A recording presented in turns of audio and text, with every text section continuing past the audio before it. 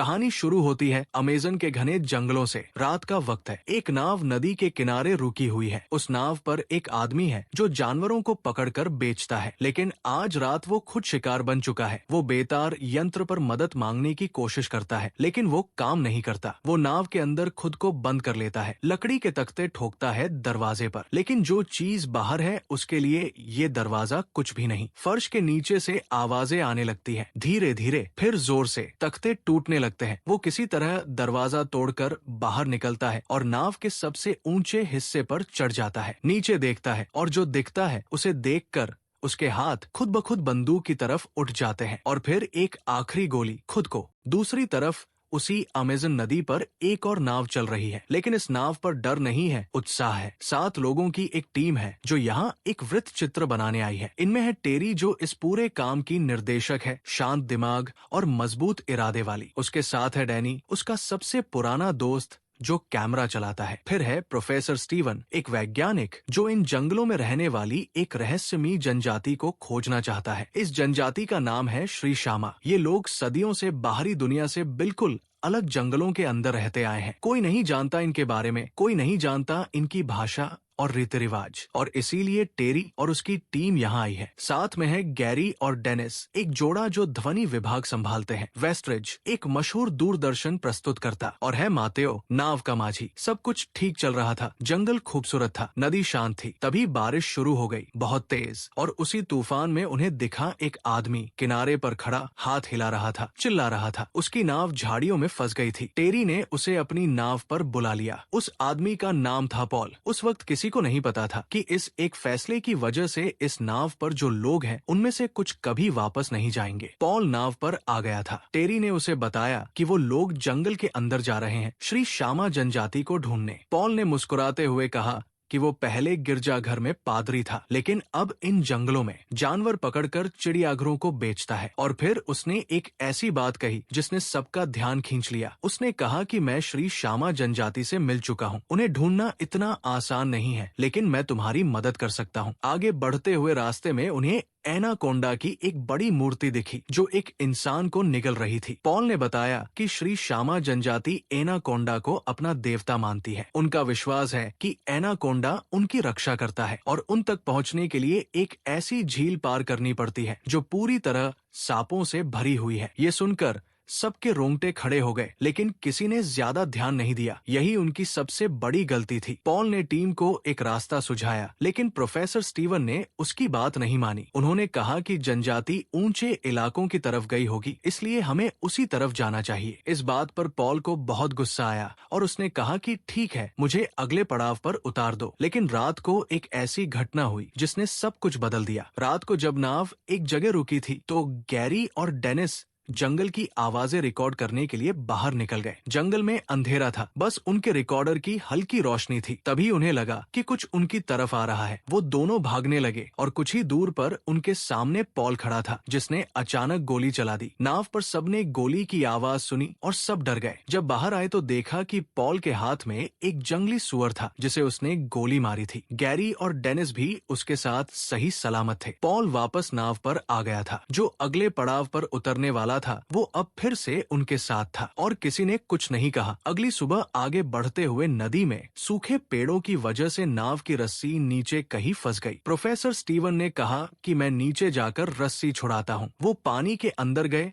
और रस्सी काटने लगे, लेकिन तभी उनके ऑक्सीजन मास्क के अंदर से एक जहरीला कीड़ा उनके गले में चला गया। उन्हें सांस लेना मुश्किल हो गया। किसी तरह उन्हें ऊपर खींचा गया। कीड़ा तो निकाल लिया, लेकिन सूजन की वजह से सांस अभी भी नहीं आ रही थी। तब पॉल ने बिना एक पल गवाए चाकू से स्टीवन के गले में चीरा लगाया और उसमें पाइप डाल दी। अगले ही पल स्टीवन की सांसें वापस आ गई। सबने राहत की सांस ली, लेकिन अब एक नई मुसीबत थी। स्टीवन को जल्द से जल्द अस्पताल पहुंचाना था। टेरी ने कहा कि हम वापस जाएंगे, लेकिन पॉल ने कहा कि वापस जाने में बहुत वक्त लगेगा। मेरे रास्ते से जाओ तो जल्दी पहुंच जाओगे। वो वही रास्ता था जो पॉल पहले से सुझा रहा था। ना चाहते हुए भी सबको पॉल की बात माननी पड़ी और जैसे ही वो उस रास्ते पर आगे बढ़े उन्हें दिखा कि रास्ता लकड़ियों से पूरी तरह बंद है। पॉल के पास विस्फोटक था। उसने कहा कि इसे उड़ाना होगा। टेरी ने विरोध किया, कहा कि किसी वजह से इसे बंद किया होगा, लेकिन पॉल ने कहा कि दूसरे रास्ते से जाओगे तो 2 दिन और लगेंगे और तब तक स्टीवन की हालत और बिगड़ जाएगी। एक बार फिर सबको पॉल की बात माननी पड़ी। धमाका हुआ, लकड़ियों का बांध उड़ गया, लेकिन उस धमाके के साथ चारों तरफ सांप बिखर गए। नाव पर सांप, पानी में सांप, हर तरफ सांप। किसी तरह सांपों को हटाया और आगे बढ़े। थोड़ी दूर जाने पर एक पुरानी खराब नाव दिखी। पॉल ने कहा कि उस नाव से हम ईंधन ले सकते हैं क्योंकि उनका अपना ईंधन उस धमाके में पानी में गिर गया था। पॉल, डैनी और मातेओ उस पुरानी नाव को जांचने गए। नाव का नाम था रमोना। अंदर घुसते ही पॉल की नजर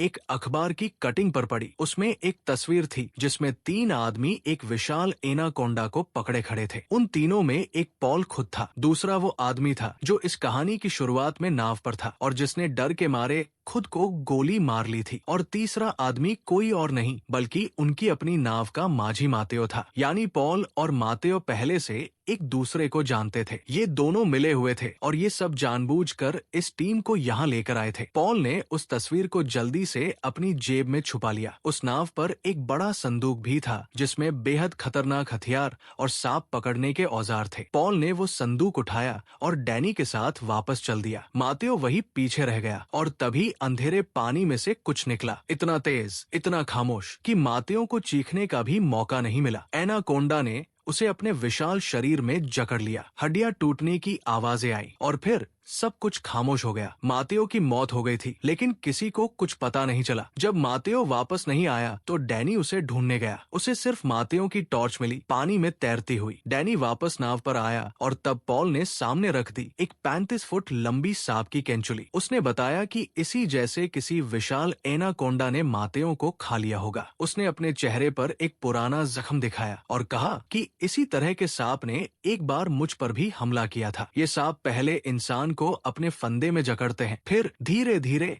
उसकी सारी हड्डियां तोड़ देते हैं और फिर उसे जिंदा निगल जाते हैं। सबके चेहरे पर खौफ था। डेनिस रोने लगी। डैनी गुस्से में था। टेरी ने कहा कि हम रात भर यहाँ इंतजार करेंगे और सुबह तक मातेओ नहीं आया तो आगे बढ़ जाएंगे। उस रात जब सब सोने की कोशिश कर रहे थे, पॉल ने गैरी को अकेले में बुलाया। धीरे से कहा कि अगर हम उस एनाकोंडा को जिंदा पकड़ लें तो उसकी कीमत है $10 लाख, लेकिन ये काम मैं अकेला नहीं कर सकता। मुझे एक साथी चाहिए। गैरी की आंखों में लालच चमक गया। उसने हाँ कर दी और उसी रात इस टीम के अंदर एक दरार पड़ गई जो आगे चलकर बहुत महंगी पड़ने वाली थी। अगली सुबह जब मातेओ नहीं आया तो ये आगे बढ़ गए। तभी पॉल ने एक बंदर का शिकार किया और सबसे कहा कि ये एनाकोंडा के लिए चारा है। टेरी आगब बुला हो गई। उसने कहा कि मेरी नाव पर ये सब नहीं चलेगा, लेकिन गैरी बीच में आ गया। उसने कहा कि हमारा साथी बीमार है, डॉक्यूमेंट्री तो अब बन नहीं सकती, तो क्यों न पॉल की मदद करें। वो हमें यहाँ से बाहर निकालने में भी मदद करेगा। टेरी समझ गई कि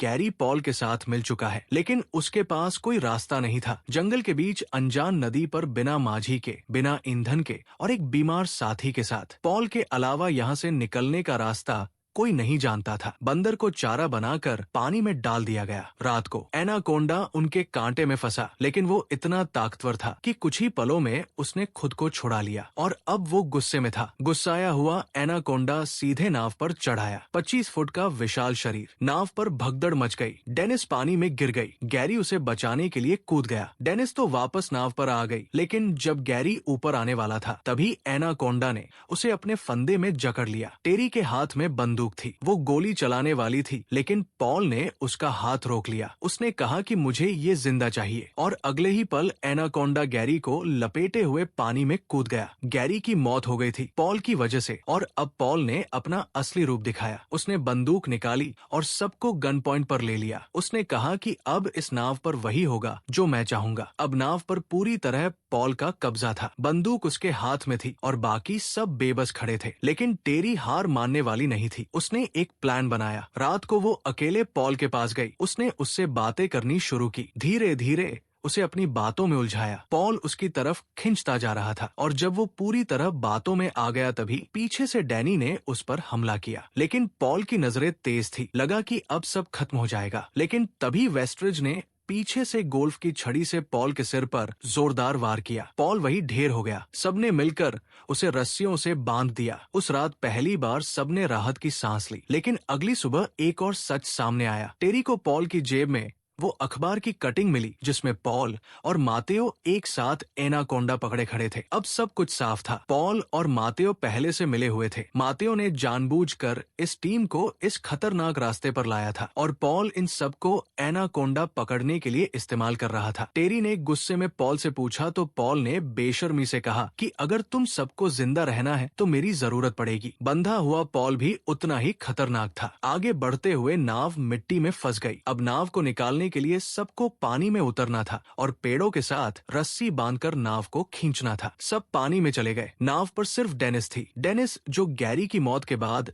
टूट चुकी थी, जिसके दिल में सिर्फ एक ही बात थी, बदला। उसने चाकू उठाया और बंधे हुए पॉल के पास गई। उसकी आंखें लाल थी, हाथ कांप रहे थे। उसने चाकू ऊपर उठाया, लेकिन जब उसने पॉल की आंखों में देखा तो वो रुक गई। पॉल ने कहा कि जिसे मारो उसकी आंखों में मत देखो, वो आंखें जिंदगी भर पीछा करती है। डेनिस का हाथ कांपा और उसी एक पल में पॉल ने अपने पैरों से उसका गला जकड़ लिया। डेनिस छटपटाती रही और कुछ ही पलों में डेनिस की सांसें बंद हो गई। पॉल ने उसकी लाश पानी में फेंक दी और गिरे हुए चाकू से अपनी रस्सियां काटने लगा। उधर पानी में डैनी को अचानक एहसास हुआ कि एनाकोंडा उन्हीं की तरफ आ रहा है। सब बोट की तरफ भागे। डैनी और टेरी तो नाव पर आ गए, लेकिन वेस्टरिज पीछे रह गया। वो जान बचाने के लिए पास की चट्टानों पर चढ़ने लगा। ऊपर से एक झरना गिर रहा था। वो झरने के पीछे छुप गया। लगा कि एनाकोंडा उसे नहीं देख पाएगा, लेकिन एनाकोंडा देखता नहीं, महसूस करता है। और वेस्टरिज की सांसें तेज थी। वेस्टरिज ने जान बचाने के लिए चट्टान से छलांग लगाई, लेकिन इससे पहले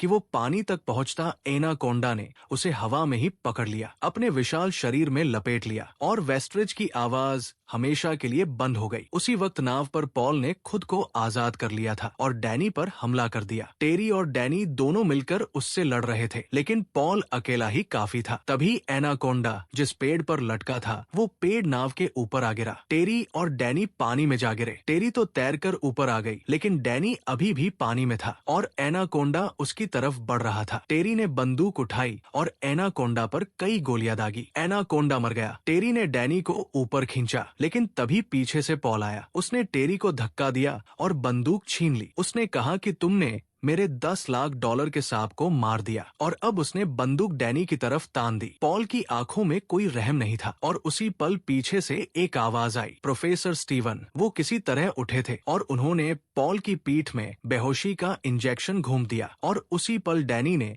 अपनी कोहनी से उसके चेहरे पर जोरदार वार किया। पॉल लड़खड़ाया और पानी में जा गिरा। सबने राहत की सांस ली, लेकिन डैनी ने देखा कि इंजेक्शन पॉल की पीठ से निकल गया था, यानी दवा उसके अंदर नहीं गई थी। ये लोग जल्दी से नाव लेकर आगे बढ़ गए। नाव में ईंधन खत्म हो रहा था। तभी एक टूटी फूटी पुरानी इमारत दिखी। टेरी और डैनी अंदर गए। वहाँ बड़े बड़े तेल के टैंक थे। दोनों ने सोचा कि यहाँ से ईंधन लेकर नाव पर चलते हैं, लेकिन इससे पहले कि वो कुछ कर पाते पीछे से एक जोरदार धक्का लगा और जब आंखें खुली तो दोनों बंधे हुए थे। पॉल सामने खड़ा था। उसने उन दोनों के ऊपर जानवर का खून डाला ताकि एनाकोंडा खून की महक से इनकी तरफ आए, और जब एनाकोंडा इनके पास आए तो पॉल उसे अपने जाल में फंसा ले। पॉल की योजना थी कि ये दोनों चारा बनेंगे और वो शिकार करेगा। कुछ ही देर में उस अंधेरी इमारत में एक भारी साया उभरा। 40 फुट से भी लंबा विशाल एनाकोंडा। उसकी आंखें चमक रही थी। पॉल ने जाल फेंका। एनाकोंडा उसमें फंसा।